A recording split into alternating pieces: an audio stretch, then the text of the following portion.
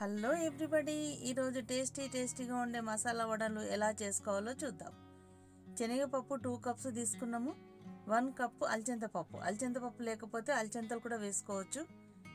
1 cup పెసరపప్పు.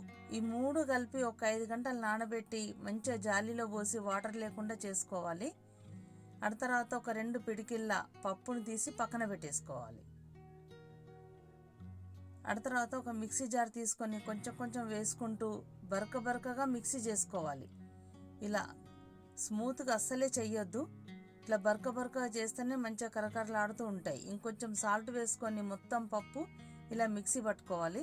ఆ తర్వాత మనం పక్కకు ఉంచుకున్నాం కదా, ఆ పప్పు కూడా వేసేసుకోవాలి. ఈ వడలు చాలా హెల్దీ, చేయడం కూడా చాలా ఈజీ. ఇప్పుడు ఇందులో పచ్చిమిర్చి, వెల్లుల్లి, జీలకర్ర మనకు సరిపోయేంత తీసుకొని 3 మిక్సీ పట్టుకోవాలి.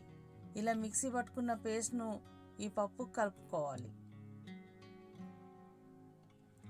ఈ వడాలను అసలు ఇష్టపడని వాళ్ళు అంటూ ఉండరు, అంత టేస్టీగా ఉంటాయి.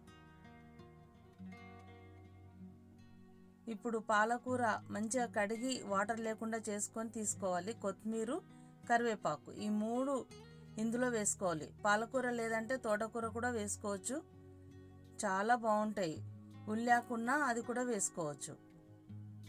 నేనైతే ఈ 3 వేస్తున్నా. ఆ తర్వాత ఇలా సన్నగా కట్ చేసుకున్న ఆనియన్స్ వేయాలి. ఆనియన్స్ కొన్ని ఎక్కువనే వేయాలి, టేస్ట్ బాగుంటుంది. అన్నీ కలుపుకోవాలి.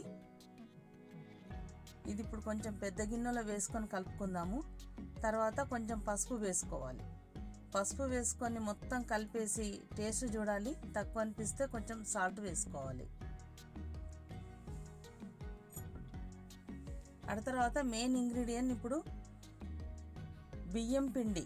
ఈ బియ్యం పిండి వేస్తే ఎట్లంటే మనకు మంచిగా ఇట్లా ముద్ద రావడానికి బాగుంటుంది, మళ్ళీ కరకరలాడుతూ చాలా బాగుంటుంది.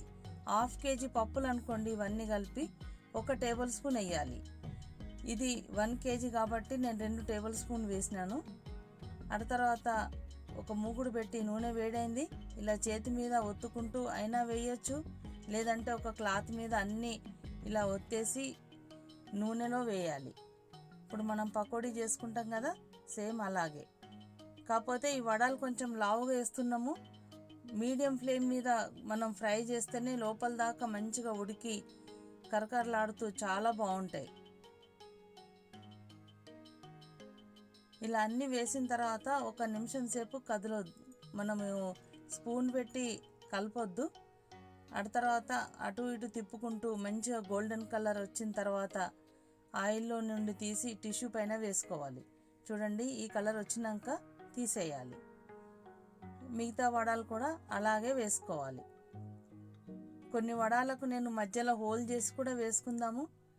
మధ్యలో హోల్ చేసి వేస్తే కూడా చాలా క్రిస్పీగా చాలా బాగుంటాయి. మనకి ఇష్టం ఎలా అనుకుంటే అలా వేసుకోవచ్చు. ఈ వడాలు నాన్ వెజ్లో అయినా, చట్నీకైనా, వట్టిగా తినడానికైనా, ఎలాగ తిన్నా చాలా బాగుంటాయి.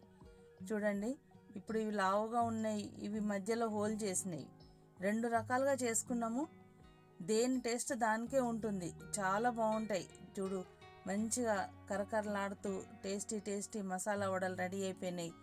మీరు కూడా తప్పకుండా చెయ్యండి, తినండి, ఎంజాయ్ చేయండి.